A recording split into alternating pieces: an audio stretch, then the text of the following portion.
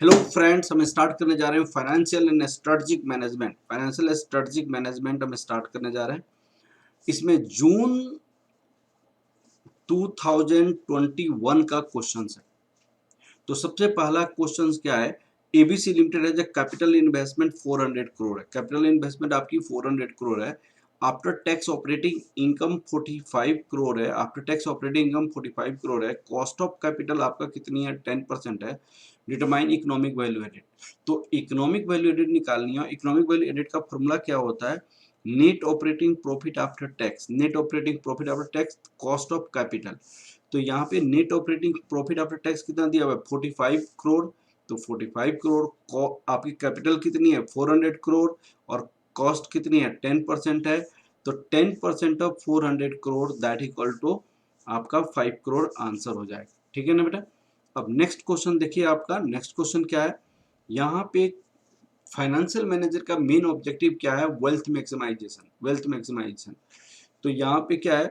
Means the management of organisation maximising the present value not only for the shareholder but including employees, customers and suppliers, community and large।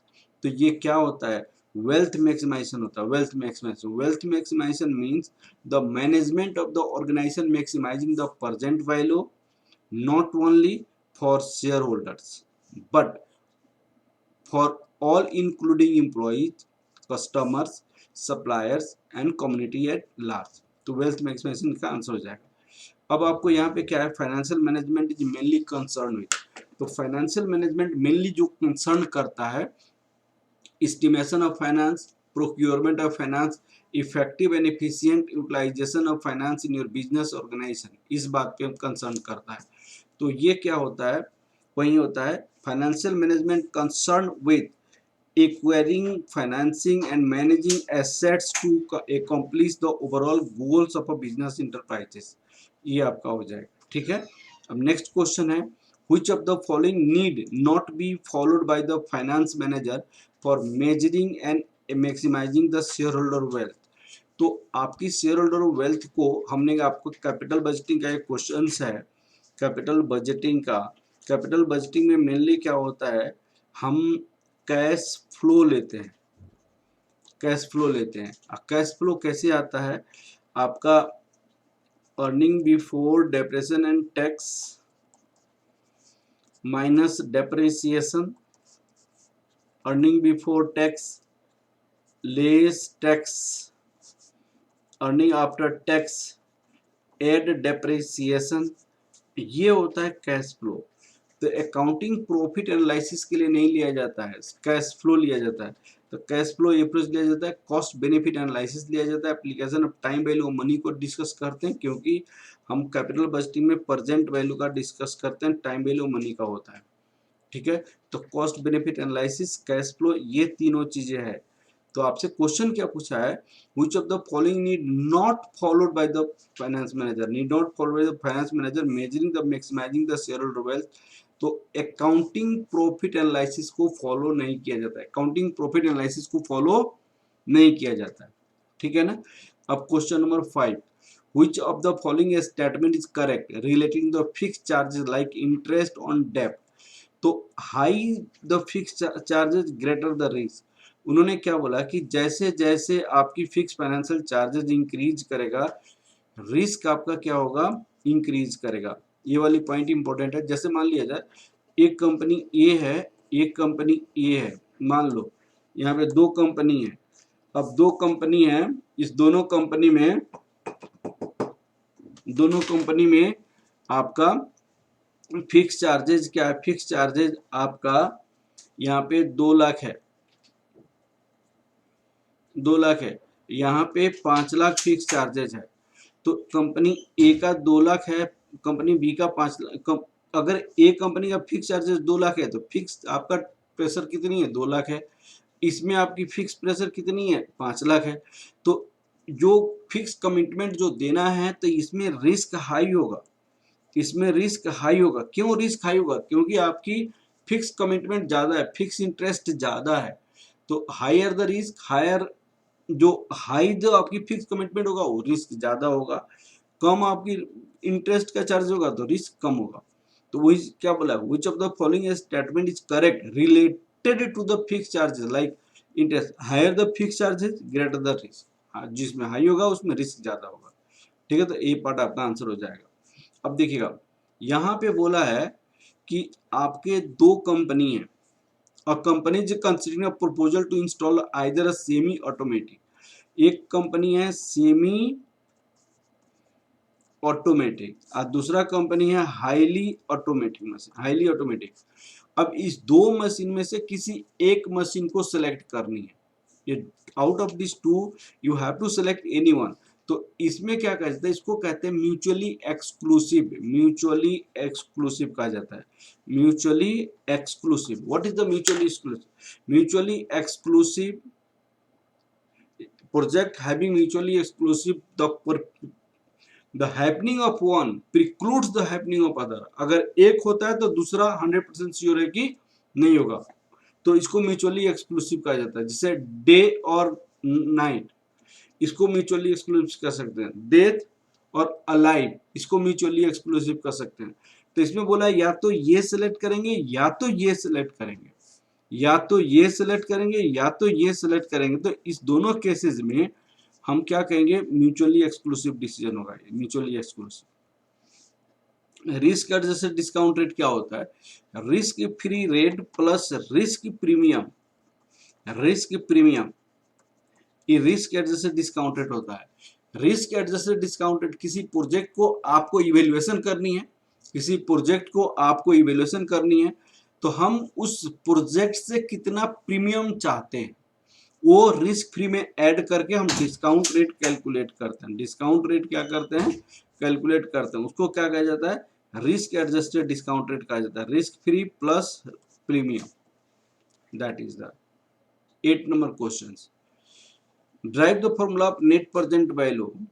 Net present value का formula क्या होता है, present value of cash inflow minus present value of cash outflow, present value of cash inflow minus present value of cash outflow, ये आपके क्या होता है, ये आपका नेट प्रेजेंट वैल्यू का फॉर्मूला होता है। ठीक है, तो कैश नेट प्रेजेंट वैल्यू में आपका ये इनफ्लो कैसे निकाला जाता है, जैसे मान लिया जाए आपको 1 2 3 4 आपकी कैश का यहाँ पे पैसा आ रहा है, तो हम कैसे करते हैं, ये मान लो A1 आ गया, A2 आ गया, A3 आ गया, A4 आ गया, तो इसकी प्रेजेंट वैल्यू क्या होगा, ए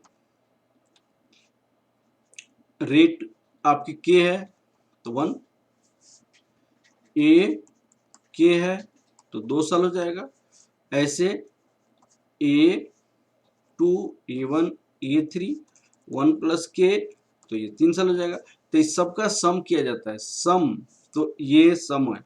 आई मीन्स इन्वेस्टमेंट है, आई का मतलब रिप्रेजेंट इनिशियल आउटपुट, तो आउटपुट आई है तो ये आपका फॉर्मूला हो जाएगा। ठीक है, ये सबका सम लिया जाएगा, तो इसको उन्होंने टी से एन तक सम लिया, तो this is the net present value. अब आपको 9 number question, find the amount of annuity of payment this 50,000 made annually for the 7 years at the rate of 14%। इन्होंने क्या कहा कि आपको यहाँ पे एक एन्युटी वैल्यू निकालनी है, 1 साल 2 साल 3 साल 4 साल 5 साल 6 साल 7 साल। यहाँ पे 50,000 इन 50,000 आपने इन्वेस्ट किया हुआ है, 50,000 इन्वेस्ट किया, 50,000 इन्वेस्ट किया, 50,000, तो ये एन्युटी वैल्यू कितनी होगी, तो इसका फॉर्मूला होता है future value equal to present value compound value annuity factor, this 7% हो जाएगा, 7%। ठीक है ना, तो ये 7% हो जाएगा, थोड़ा सा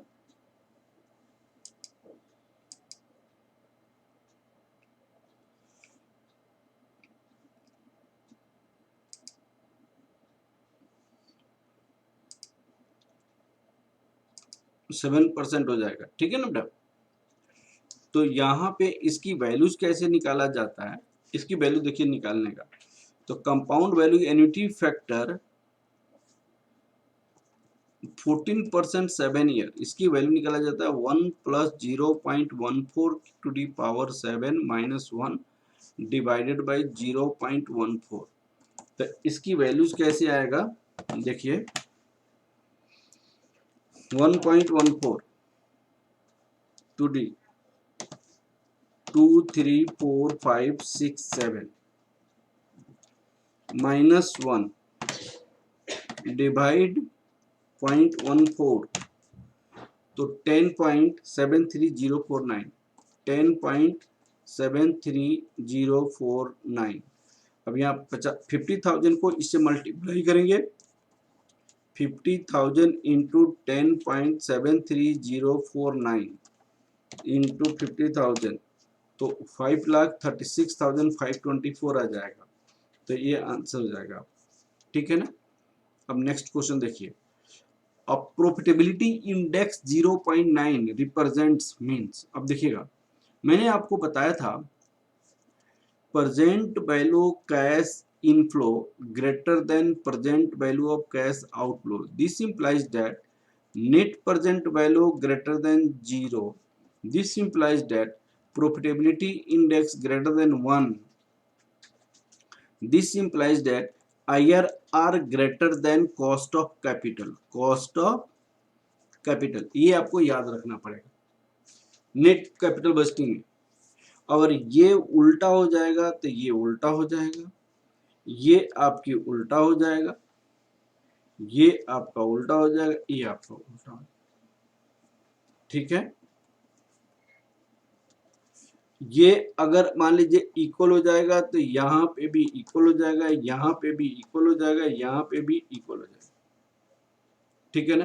तो उन्होंने कहा कि भाई अगर प्रॉफिटेबिलिटी इंडेक्स 0.9 है तो 0.9 है तो ये क्या है आपकी पी आई इक्वल टू 0.9, तो P I less than 0.9, less than 1, less than 1। This implies that P I less than 1। तो लेस देन 1 तो ये वाला केस है ना, तो ये वाला जब केस है तो इसका मतलब क्या हुआ कि हम पीआई का मतलब होता है पीआई प्रॉफिटेबिलिटी इंडेक्स का मतलब होता है present value of cash inflow divided by present value of cash outflow. तो यहाँ पे 1 रुपया है तो यहाँ पे 0.9 है, तो आउटफ्लो 1 है तो ये 0.9 है, आउटफ्लो 1 है तो ये 0.9 है। तो इसका मतलब क्या होता है, the project return is 90% in present value of cash current investment ₹1। 1 रुपया इन्वेस्ट करते हैं तो इनफ्लो कितनी 0.9, तो ये आपका सी पार्ट आंसर हो जाएगा। Which of the following statement is correct, if pi project less than 1, अगर प्रोजेक्ट लेस देन 1 है, net present should be negative. Net present value क्या होगा इसका, नेट प्रेजेंट वैल्यू यहाँ पे लेस देन 0 होगा, तो लेस देन 0 का मतलब क्या होता है नेगेटिव हो जाएगा, तो ये आपका आंसर हो जाएगा। पीआई अगर 1 से कम है तो नेट प्रेजेंट वैल्यू आपको क्या हो जाएगा नेगेटिव हो जाएगा, ठीक है। अब देखिएगा यहाँ पे if the cut off rate, cut off rate का मतलब cost of capital, cost of capital lower than IRR, IRR इसका मतलब क्या हुआ, हम हमारी जो आईआरआर का मतलब हमारी कमाई, प्रोजेक्ट से हमारी कमाई कितनी हो रही है, तो आईआरआर का मतलब हमारी कमाई कितनी हो रही है। तो हमारी कमाई अगर मान लीजिए 15% हो रही है, हमारी कॉस्ट 10% है, तो प्रोजेक्ट को क्या करेंगे हम एक्सेप्ट करेंगे। कट ऑफ रेट का मतलब होता है कॉस्ट ऑफ कैपिटल, हम पैसा जो मार्केट से उठाए हैं मान लो 10% पे और हम उससे कमा रहे हैं 15% पे, तो बेटर है ना, तो प्रोजेक्ट को क्या करेंगे हम एक्सेप्ट करेंगे। The reinvestment assumption of IRR, देखिएगा नेट प्रेजेंट वैल्यू का एजम्पशन होता है कि internal generated cash inflows, internal generated cash inflows are invested, reinvested at cost of capital. यहाँ पे क्या होगा कॉस्ट ऑफ कैपिटल होगा। Internal generated cash inflows are reinvested at cost of capital, internal generated cash inflows are reinvested at cost of capital. IRR का assumption क्या होता है, IRR का एजम्पशन क्या होता है, internal generated cash inflow are reinvested at IRR, at IRR, internal generated cash inflows are reinvested at IRR. Net present value का क्या होता है assumptions? Internal generated cash inflows are reinvested at cost of capital. लेकिन IRR के assumption क्या होता है? Internal generated cash inflows are reinvested at IRR. तो यहाँ पे the reinvestment assumption of IRR techniques, reinvestment assumption क्या होता है? Cash flows can be reinvested at IRR. ये फर्स्ट पार्ट आंसर हो जाएगा, ठीक है ना। अब चलिए, for a project the cost benefit ratio is equal to 1। Cost benefit ratio को कॉस्ट बेनिफिट रेशियो इसको कहा जाता है प्रॉफिटेबिलिटी इंडेक्स। तो पी आई इक्वल टू 1। इसका मतलब क्या हुआ कि cost of capital equal to IRR. इसका मतलब क्या हुआ? Net present value equal to 0। इसका मतलब क्या हुआ? Present value of cash inflow equal to present value of cash outflow. ये आपको माइंड में रखना पड़ेगा हमेशा। जो ये रिलेशन मैंने बताया, जो यहाँ पे मैंने एक रिलेशन बताई, ये वाला चीजें याद रखना पड़ेगा आपको।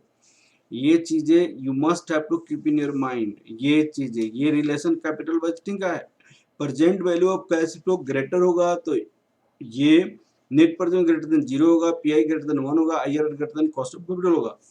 अगर यहाँ पे ये इक्वल है तो यहाँ पे ये इक्वल हो जाएगा, ये इक्वल हो जाएगा, ये इक्वल हो जाएगा। अगर ये लेस है तो ये लेस हो जाएगा, ये लेस हो जाएगा, ये लेस हो जाएगा। तो यहाँ पे क्वेश्चंस आपसे क्या पूछी गई कि cost benefit ratio, that is the cost benefit ratio profitability index equal to 1। ये इक्वल टू 1 तो cost of capital equal to IRR, net present equal to 0, present value cash flow, present value cash outflow दोनों equal हो।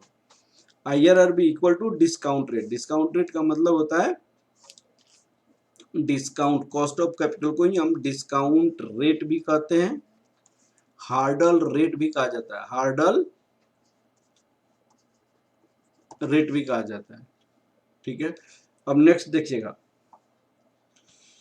इन a capital budgeting decision incremental cash flow means. Incremental cash flow means का मतलब होता है cash flow which are increasing, which are increasing, ठीक है। बहुत आसान है। 16 नंबर क्वेश्चन देखिए। 16 नंबर क्वेश्चन में आपकी क्या दिया हुआ है, प्लीज ट्राई टू अंडरस्टैंड। हमने इन्वेस्टमेंट किया 4 करोड़ का, हर एक साल कैश की फ्लो हो रही है 60 लाख, 12 ईयर्स तक 14% कॉस्ट ऑफ कैपिटल है। तो नेट प्रेजेंट और आईआरआर निकालिए। तो नेट प्रेजेंट वैल्यू का फॉर्मूला क्या होता है? Present value of cash inflow minus present value of cash outflow. तो हमारी जो आउटफ्लो है 4 करोड़ है, हमारी जो इनफ्लो है 60 लाख है, 12 साल है। तो present value annuity factor 12%, sorry 14%, 12 year यही होगा। तो ये 60 लाख इंटू यहाँ पे 4 करोड़ है, 1.14, 1 2 3 4 5 6 7 8 9 10 11 12 13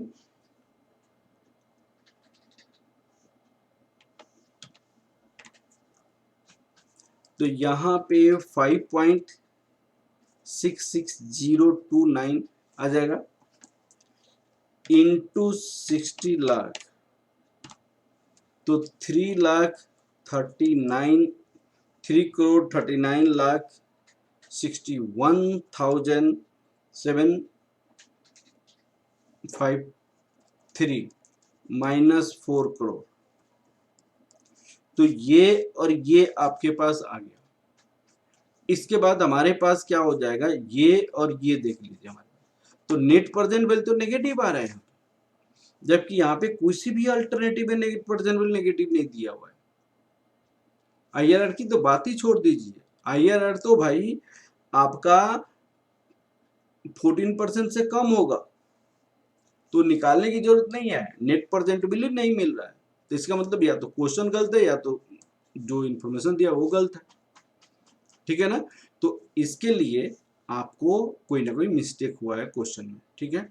अब यहाँ पे देखिएगा, नेक्स्ट पार्ट में देखिएगा, next question number 17, Mohan pizza limited is considering to purchase oven, expected to purchase 2,70,000, investment आपकी कितनी है यहाँ पे 2,70,000,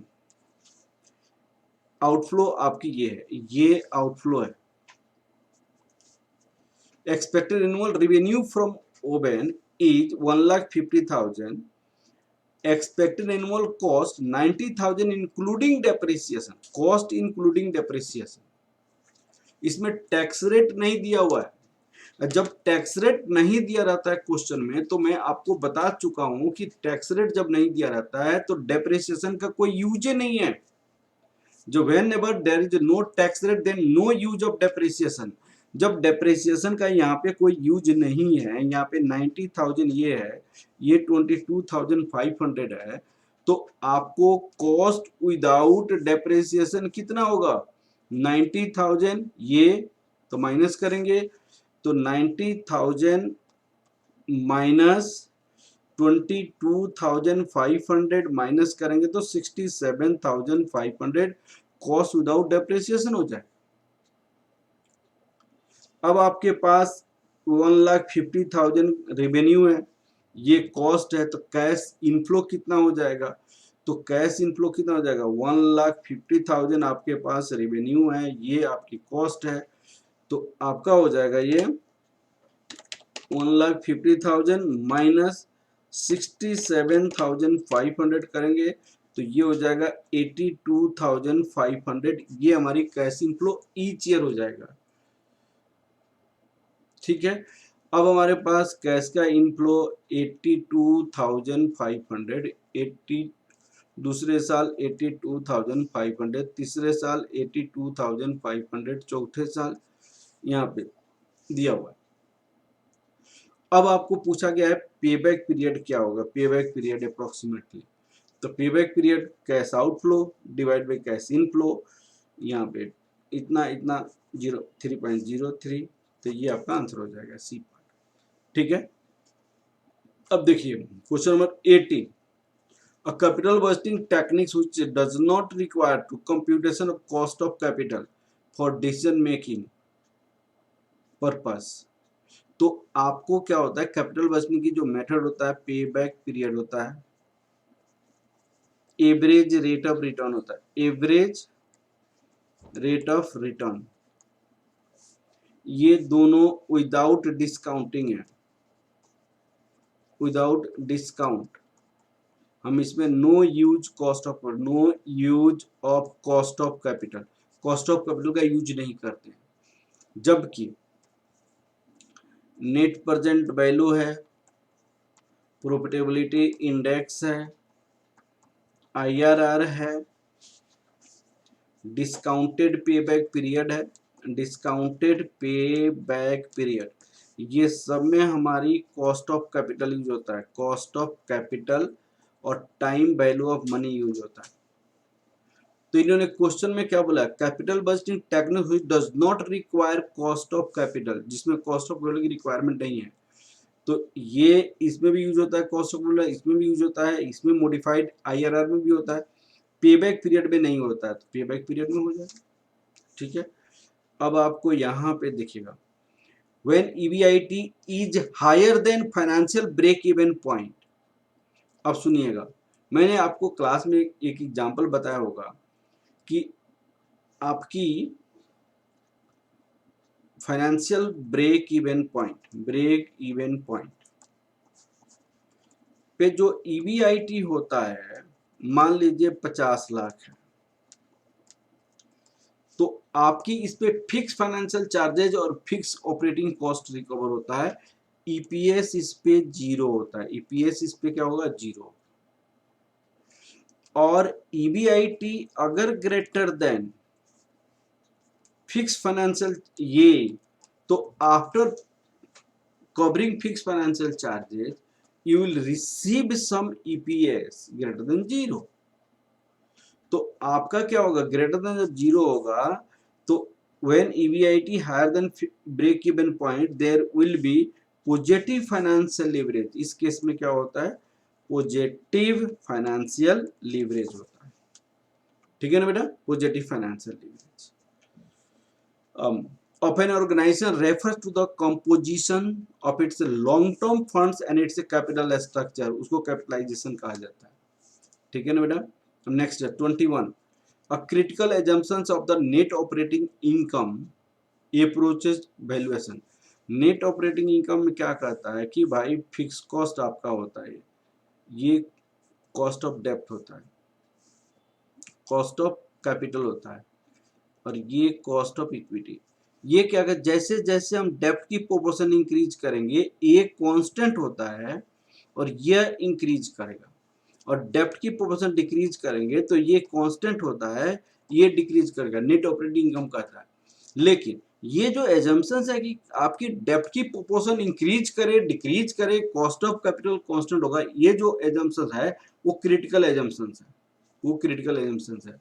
तो इसी बात को कर रहा है, a critical assumptions of net operating approach valuation, the KO means cost of capital remain constant regardless of change in leverage।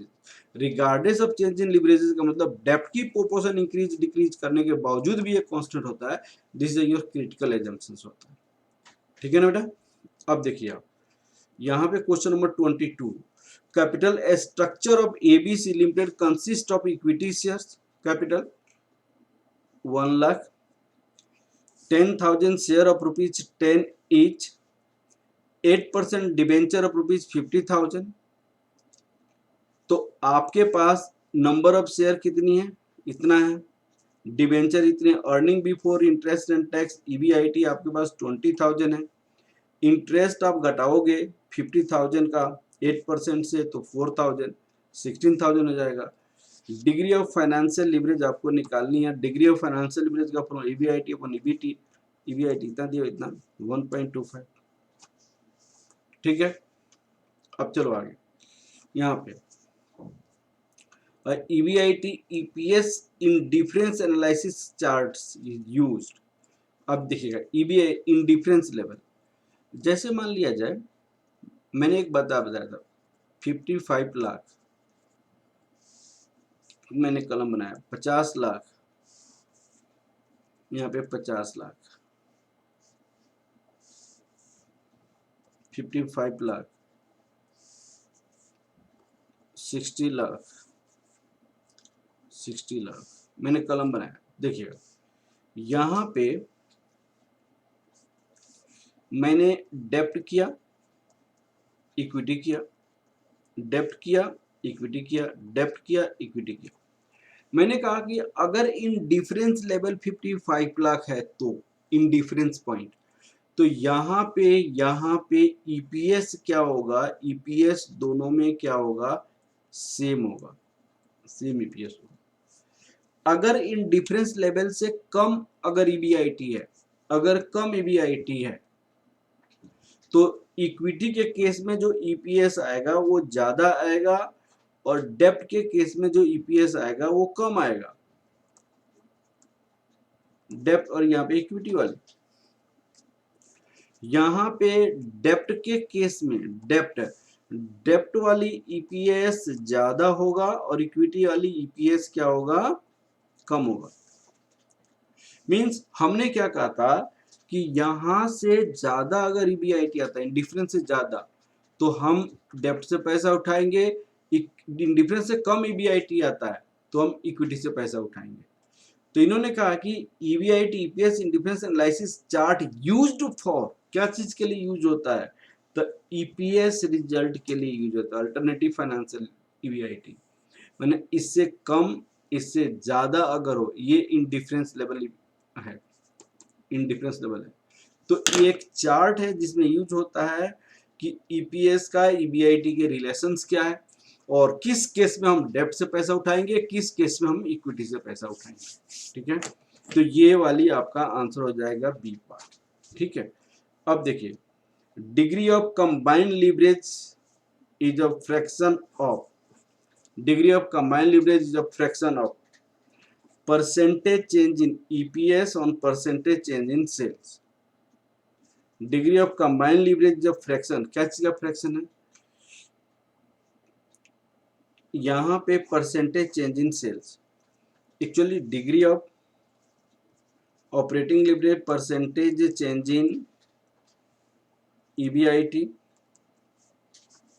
Percentage change in sales होता है। Degree of financial leverage percentage change in EPS, percentage change in EBIT होता है। Degree of combined leverage percentage change in EPS divided by percentage change in EBIT होता है, EBIT होता है। तो degree of combined leverage ये B part हो जाएगा, परसेंटेज चेंज इन दिस, ठीक है। अब यहाँ पे देखिए ये वाली क्वेश्चन, सेल आपको दिया हुआ है 20 लाख, 40% वेरिएबल कॉस्ट है तो 8 लाख वेरिएबल कॉस्ट हो जाएगा, कंट्रीब्यूशन आपको 12 लाख हो जाएगा, फिक्स कॉस्ट आपको दिया हुआ है 10 लाख, ईबीआईटी 2 लाख हो जाएगा, इंटरेस्ट आपको कितना हो जाएगा, डेप्ट, डेप्ट की अमाउंट यहाँ पे लिखा हुआ है 10 लाख और 8% इंटरेस्ट रेट है तो 80,000, तो ईबीटी हो जाएगा आपका इतना। तो डिग्री ऑफ कंबाइंड लीवरेज का एक भी फॉर्मूला होता है, contribution upon EBT. Contribution 12 lakh है और ईबीटी 1.20 है तो 10 हो जाएगा आपका डिग्री ऑफ कंबाइंड लीवरेज। आपको कैलकुलेट करने के लिए बोला था डिग्री ऑफ कंबाइंड लीवरेज, ये आंसर हो जाएगा। 26 नंबर क्वेश्चन देखिए, the is the percentage change in earning per share, percentage change in EPS results from the percentage change in operating profit, percentage change in EBIT, operating profit को EBIT कहा जाता है। तो ये formula है degree of financial leverage, लेकिन आपके book में डिग्री ऑफ कंबाइंड लीवरेज लिखा हुआ है, आपके सजेस्टेड में, तो ये आंसर नहीं होगा, आपका आंसर होगा डिग्री ऑफ फाइनेंशियल लीवरेज, ठीक है।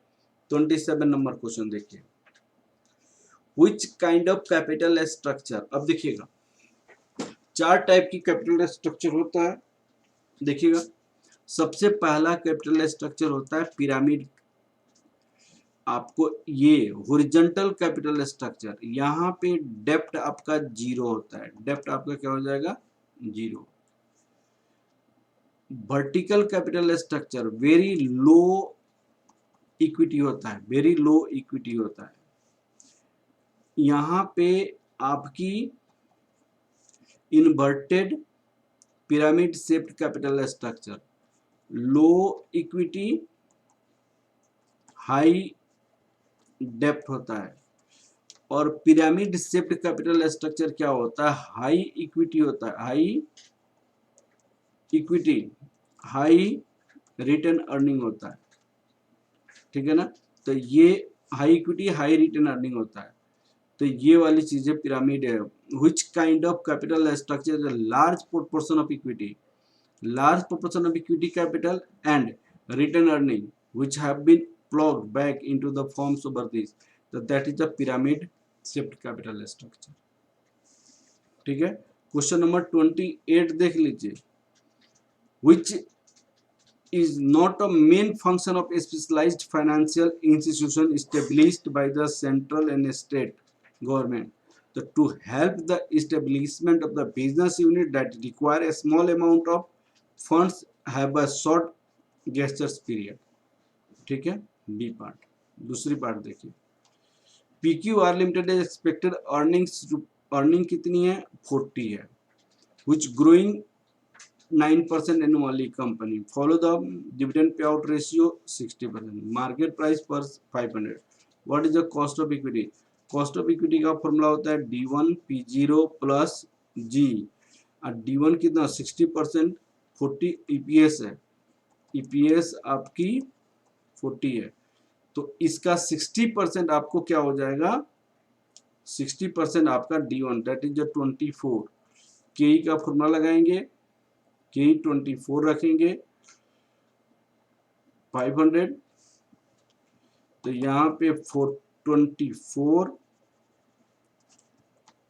500 plus growth rate, growth rate आपका कितना दिया हुआ है 9, 0.09, तो 0.048 plus 0.09 that equal 0.138 that equal to 13.8% आपका आंसर हो जाएगा।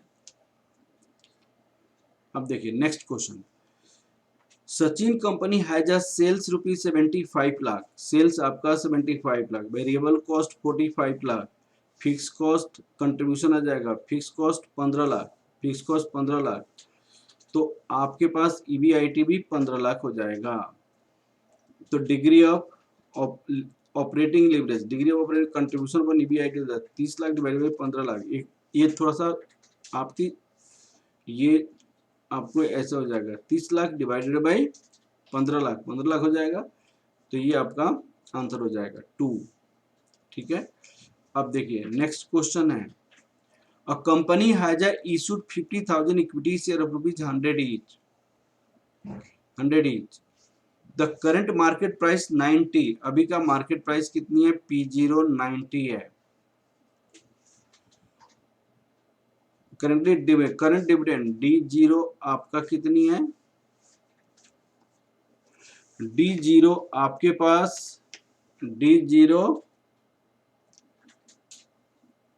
आपका 8 है, current dividend rupees 8, the dividends are expected to grow, growth rate 10% है, जब ग्रोथ रेट 10% है तो हम फॉर्मूला रखेंगे के D1 P0, एक्सपेक्टेड डिविडेंड निकालेंगे, एक्सपेक्टेड डिविडेंड क्या हो जाएगा आपका बताइए, यहाँ पे एक्सपेक्टेड डिविडेंड हो जाएगा ये, एक्सपेक्टेड डिविडेंड जब भी निकालते हैं D0 1 प्लस जी, तो ये D0 8 है, ग्रोथ रेट आपका 10% है, ये हो जाएगा आंसर। तो K equal to this is your answer, तो 19.78 आपका आंसर हो जाएगा, 19.78 ये आंसर हो जाएगा। ठीक है, अब आप देखिएगा यहाँ पे Assembly Limited is currently finance 5 lakh equity, 5 lakh 10% debenture, ये डेप्ट है, और इक्विटी 15 लाख है, द इक्विटी शेयर है जो 1.5 आपकी बीटा है, रिस्क फ्री रेट ऑफ 6% है, market risk premium, market risk premium होता है 4% जो दिया हुआ है, RM minus RF that equal to 4%, risk free rate of return आपको 6% दिया हुआ है, बीटा आपको 1.5 दिया हुआ है, कॉस्ट ऑफ इक्विटी का फॉर्मूला होता है risk free plus beta RM minus RF, इसके बेसिस पे हम कॉस्ट ऑफ इक्विटी निकाल सकते हैं, हमारे पास कॉस्ट ऑफ इक्विटी निकल गया।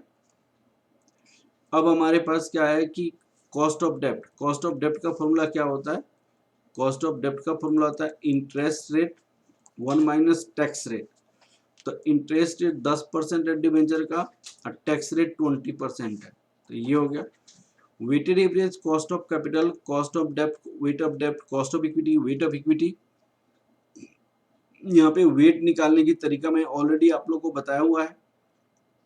ठीक है, हमने वेट कैसे निकालेंगे, देखिए यहाँ पे हमने 5 लाख रुपया डेप्ट में इन्वेस्ट किया,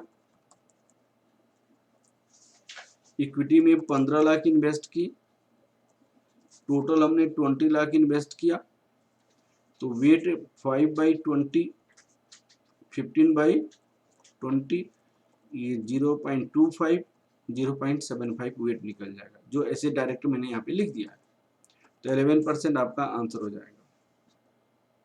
next question, the cost of capital of the component of the firms capital structure multiplied by weight and capital structure, weighted average cost of capital का फॉर्मूला क्या होता है, cost of dept, weight of dept, cost of equity, weight of equity, ये formula होता है, ठीक है ना बेटा। और उसके बेसिस पे हमने बनाया यहाँ। तो इन्होंने कहा कि कॉस्ट को वेट से मल्टीप्लाई कीजिए फिर सम कीजिए, तो इसको क्या कहते हैं, weighted average cost of capital कहा जाता है। While calculating weighted average cost of capital which is not considered, तो रिटर्न अर्निंग को कंसीडर करते हैं, बैंक बोरिंग को consider, cost of issue debenture, cost of equity निकालने के लिए कंसीडर करते हैं। Weights are based on the market value और बुक वैल्यू। ये जो होता है या तो मार्केट वैल्यू के बेस पे वेट ले सकते हैं या तो बुक वैल्यू के बेस पे लेते हैं, ठीक है ना। तो ये हम या तो मार्केट वैल्यू या तो बुक वैल्यू के बेस पे लिया जाता है। वेंचर कैपिटल क्या होता है, it is a capital which is used for the startup and this is for high risk, ये हाई रिस्क के लिए यूज किया जाता है। This is the capital for high risk के लिए यूज किया जाता है। Venture capital financing for the new forms and generally interval high risk capital होता है। Social cost benefit analysis, social cost benefit analysis क्या होता है, सोसाइटी को माइंड में रखते हुए सोसाइटी की डेवलपमेंट के लिए, सोसाइटी की बेटरमेंट के लिए लिया जाता है। तो that it will generate for the society as a whole, ठीक है। अब देखिएगा यहाँ पे, which of the following statement is correct with respect to the Gordon's model. तो गोर्डेंस मॉडल में या वाल्टर्स मॉडल, उन्होंने 3 बातें बोला। क्या बोला कि R rate of return investment greater than cost, R equal to cost, R less than cost. तो इस केस में डिविडेंड पे आउट रेशियो आपको 0 होना चाहिए, रिटेंशन रेशियो 100% होनी चाहिए, ठीक है। और यहाँ पे आपको डिविडेंड पे आउट रेशियो आप और इनडिफरेंट है, चाहे आप डिविडेंड पे करें चाहे नहीं। इस केस में डिविडेंड पे आउट रेशियो आपको 100% होनी चाहिए और रिटेंशन 0% होनी चाहिए। उन्होंने क्या कहा, Gordon's model when IRR greater than cost of capital, ये आपकी rate greater than cost of capital, the price of share increases when dividend pay out ratio decreases. Dividend pay out ratio decrease करेंगे तो price क्या करेगा, increase करेगा। ये वाली part answer, ठीक है। What are the different options other than the cash used to distributing profits to the share holder.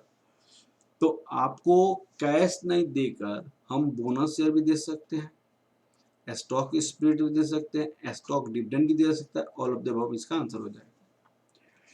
According to Walter's model 100% dividend pay out ratio कब होता है, जबकि 100% आर ग्रेटर देन कॉस्ट होता है, are less than cost, मतलब return आपको IRR less than अगर cost है तो डिविडेंड पे आउट रेशियो 100% होनी चाहिए यहाँ पे, तो आर लेस देन के ही हो जाता है, ठीक है। अब देखिएगा Modigliani Miller, Modigliani साहब क्या कहते हैं, Modigliani Miller recognising the dividends to somehow affect the stock prices, suggest the positive effects of dividend increases attribute। तो मोदी गिलानी मिलर क्या कहते हैं कि प्राइस डिविडेंड पेमेंट करो या डिविडेंड पेमेंट नहीं करो, इररिलेवेंट डिविडेंड पॉलिसी होता है, चाहे डिविडेंड पे करो चाहे डिविडेंड पे नहीं करो, वैल्यू ऑफ द फर्म हमेशा क्या होता है, सेम होता है। तो यही मोदी गिलानी साहब कहते हैं, not to dividend itself but the informational content to the dividends with response the future. सिर्फ आपको डिविडेंड इंपैक्ट नहीं करता है, आपको बहुत सारी बातें इंपैक्ट करता है प्राइस के लिए। 41 number question, a company has 5000 shares of 100 each, number of shares कितनी है, 5000 है। Capitalisation rate, cost of capital आपका कितनी है, 12% है। इनकम बिफोर टैक्स 2 लाख है, टैक्स रेट 30% है, डिविडेंड पे आउट रेशियो 50% है, market price as per Modi Gilani Miller model. तो सबसे पहले हम मोदी गिलानी मिलर मॉडल में ईपीएस निकालते हैं। आपकी अर्निंग बिफोर टैक्स आपके पास कितनी है, 2 लाख रुपया है, टैक्स आपने कितना दिया, 30% दिया, तो 60,000 आपने टैक्स दे दिया। अर्निंग आफ्टर टैक्स कितनी है, 1,40,000 रुपीज है। नंबर ऑफ शेयर कितनी है? 5000। ईपीएस आपका कितना हो जाएगा? 5000। 1,40,000 डिवाइड 5000, 28 हो जाएगा EPS. Dividend pay out ratio 50% है, तो डिविडेंड पर शेयर कितना हो जाएगा? 50% ऑफ 28 दैट इक्वल टू 14 हो जाएगा। मार्केट प्राइस पर शेयर आपसे पूछी गई है एज पर मोडिग्लानी मीटर। तो मार्केट प्राइस पर शेयर होता है P0 1 plus KE minus D1। तो P0 100 है, 1 plus KE। Cost of capital इस क्वेश्चन में कितनी दिया हुआ है? 12% दिया हुआ है। कैपिटलाइजेशन रेट 12% है, तो 0.12 माइनस डिविडेंड आपकी 14, 112 माइनस 14, 98 मार्केट प्राइस हो जाएगा। तो 98 मार्केट प्राइस यहाँ पे निकाला गया है। ठीक है बेटा। अब नेक्स्ट क्वेश्चन देखिए, पीक्यूआर कंपनी अर्न ₹10 पर शेयर, यहाँ पे 10 पर शेयर, इसकी कैपिटलाइजेशन रेट 10%, यहाँ पे ईपीएस 10 है, कॉस्ट ऑफ कैपिटल आपको 10 है, has the return on investment 20%। R आपके पास कितनी है? 20% है। डिविडेंड पे आउट रेशियो 50%, आपका डिविडेंड पे आउट रेशियो 50% है, तो डिविडेंड कितना होगा? 5 हो जाएगा। मार्केट प्राइस में वाल्टर्स मॉडल आपको यूज करनी है, तो यहाँ पे मार्केट प्राइस निकाली गई है 150, 150 मार्केट प्राइस। ये वाल्टर्स मॉडल का फॉर्मूला होता है। ठीक है ना बेटा, वाल्टर्स मॉडल का फॉर्मूला होता है। When the firm does not pay out fixed dividend regularly, when the firm does not pay out the fixed dividend regularly, the dividend policy is known as irregular।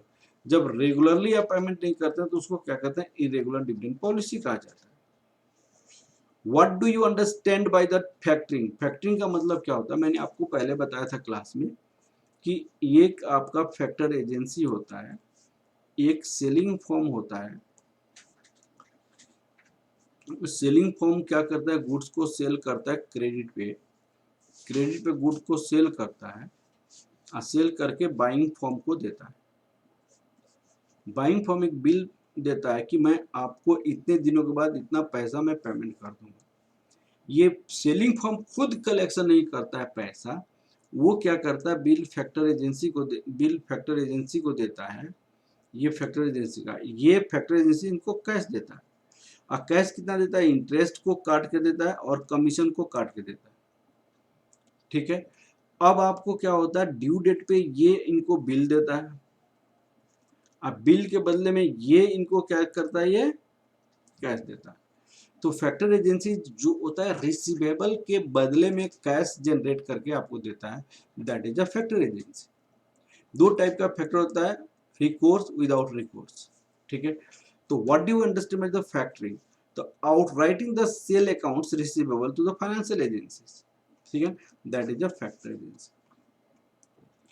अब आपका ये question है maximum permissible bank finance का। तो bank finance का 3 method होता है maximum permissible bank finance. एक होता है आपका कितना होता है? 75/100 current assets minus current liability. Maximum permissible bank finance second method क्या होता है? 75/100 into current assets minus current liability. Third क्या होता है? Maximum permissible bank finance 75/100 current assets minus core current assets minus current liability. तो इन्होंने तीनों method निकालने के लिए नहीं बोला है, उन्होंने एक मेथड निकालने के लिए बोला है। तो एक मेथड निकालने के लिए आपको क्या करना पड़ेगा? करंट एसेट्स करंट लायबिलिटी देना पड़ेगा। तो करंट एसेट्स में कितना कितना है? देखिए यहाँ पे 500, 150, 150।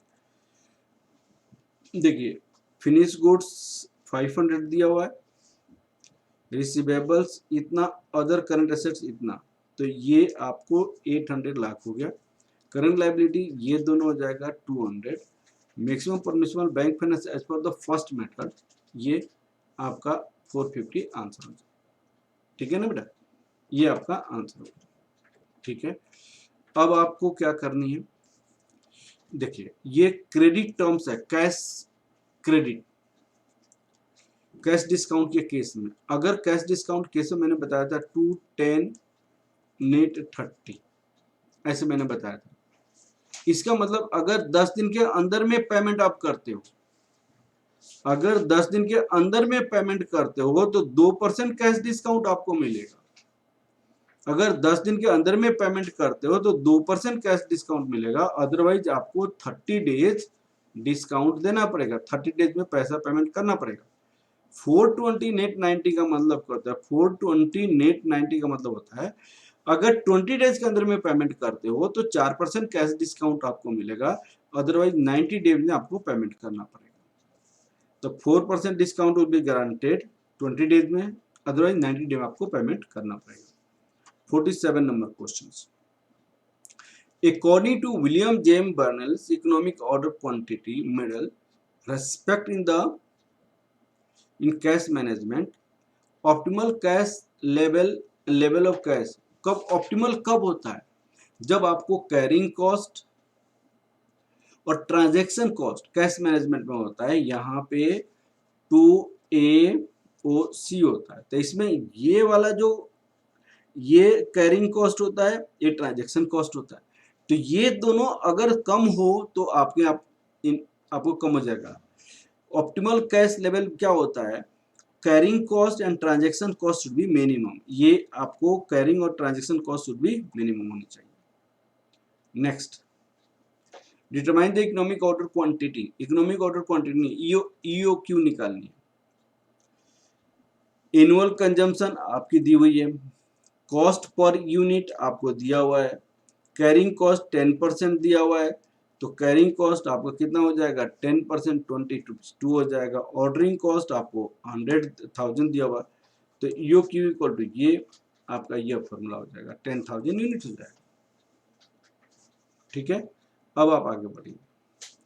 Net operating cycle, operating cycle क्या होता है कि आपके पास कैश होता है, इस कैश से आप रॉ मटेरियल परचेज करते हैं और रॉ मटेरियल को स्टॉक करते हैं। मान लो कि आप 20 दिन आपने यहाँ पे लगाया, फिर वर्क इन प्रोग्रेस में लेकर जाते हैं, फिर मान लो 15 दिन यहाँ के लिए लगाया, फिर स्टॉक ऑफ फिनिश गुड्स करते हैं। फिनिश गुड्स में मान लो जो आपको 30 डेज यहाँ पे लग गया, फिर आप डेटर को सेल करते हैं, इसमें मान लो 40 डेज लग गया, फिर कैश आ गया। मैंने एक ऐसा पीरियड जो आपकी कैश रॉ मटेरियल के रूप में होता है, वर्क इन प्रोग्रेस के फॉर्म में होता है, फिनिश गुड्स के फॉर्म में होता है, डेटर के फॉर्म में होता है, तो स्टेज होता है। इसमें माइनस क्रेडिटर पीरियड हम घटा देते हैं 15, तो नेट वर्किंग कैपिटल साइकिल हो जाता है। ये करंट एसेट साइकिल होता है, ये करंट लायबिलिटी साइकिल होता है। ठीक है ना, तो नेट ऑपरेटिंग साइकिल क्या होता है, ये सबको पीरियड को ऐड करके करंट लायबिलिटी के घटाया जाता है, उसको कहते हैं नेट ऑपरेटिंग साइकिल। तो यहाँ पे operating cycle can be defined as sum of raw material, work in progress, finish goods, receivable, conversion period. Conversion period मैंने जैसे कैश कन्वर्ट हो गया रॉ मटेरियल में, रॉ मटेरियल कन्वर्ट हो गया वर्क इन प्रोग्रेस में, वर्क इन प्रोग्रेस कन्वर्ट हो गया फिनिश गुड्स में, फिनिश गुड्स कन्वर्ट हो गया डेटर में। तो इसका सबका सम कितना होगा, that is a net operating cycle. Current working capital का मतलब current assets minus current liability, ये तो बहुत आसान है। The intercept of security market line, security market line को हम ऐसे कहा जाता है, ये जो पॉइंट होता है वो बीटा होता है, ये वाई एक्सिस होता है, ये एक्स एक्सिस होता है। ठीक है, यहाँ पे ये एक्स एक्सिस होता है, तो ये जो वाई एक्सिस पे किस पे कट करता है, बीटा पे कट करता है। The intercept of security market line Y axis, security market line क्या होता है, ये लाइन होता है कैपिटल एसेट्स प्राइसिंग मॉडल का जो होता है वही, तो ये बीटा जो होता है वो वाई एक्सिस का पॉइंट होता है।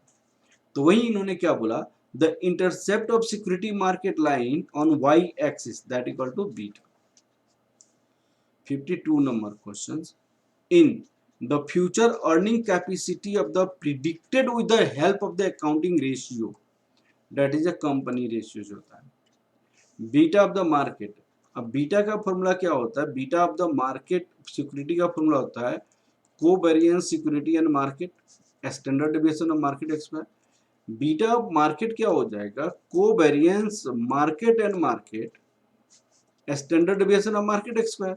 इसकी coefficient of correlation market and market standard of market standard market market x square.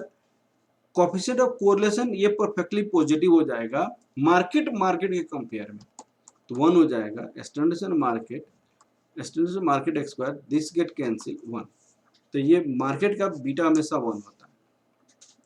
Next, the main aim of the portfolio to reduce risk by diversification, risk को minimise करके।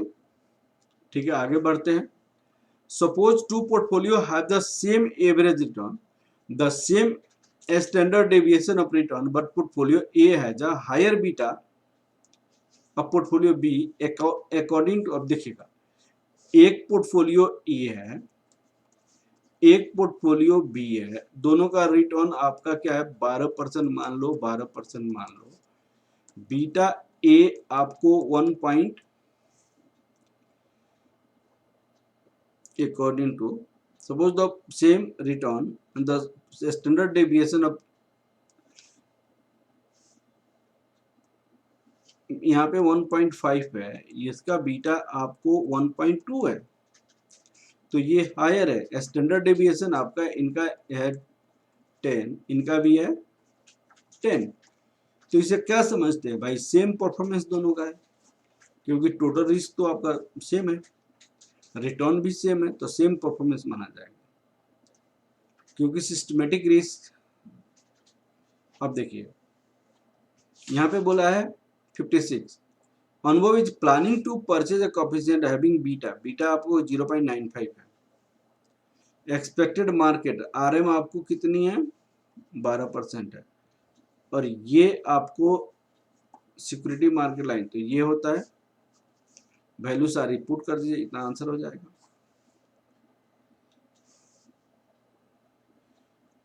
Beta आपको दी हुई है, expected return आपको दिया हुआ है market का, risk free rate of return capital asset pricing model से फॉर्मूला निकालनी है, ये भी आपको दिया हुआ है। Risk free rate of return आपको 9, ये रिस्क फ्री दिया हुआ है, आरएम दी हुई है, ये बीटा दिया हुआ है, कैपिटल एसेट प्राइसिंग मॉडल का ये फॉर्मूला होता है, निकल जाएगा। डोजन थ्योरी में क्या करता है, 3 टाइप की प्राइस की मूवमेंट बताता है। अब वो मूवमेंट क्या होता है, प्राइमरी मूवमेंट होता है, सेकेंडरी मूवमेंट होता है, शॉर्ट मूवमेंट होता है, तो वही डोजन थ्योरी बदलाता है। Which of the following most closely associated with the terms primary trends, intermediate trends, short term trends? That is the Dojon theory.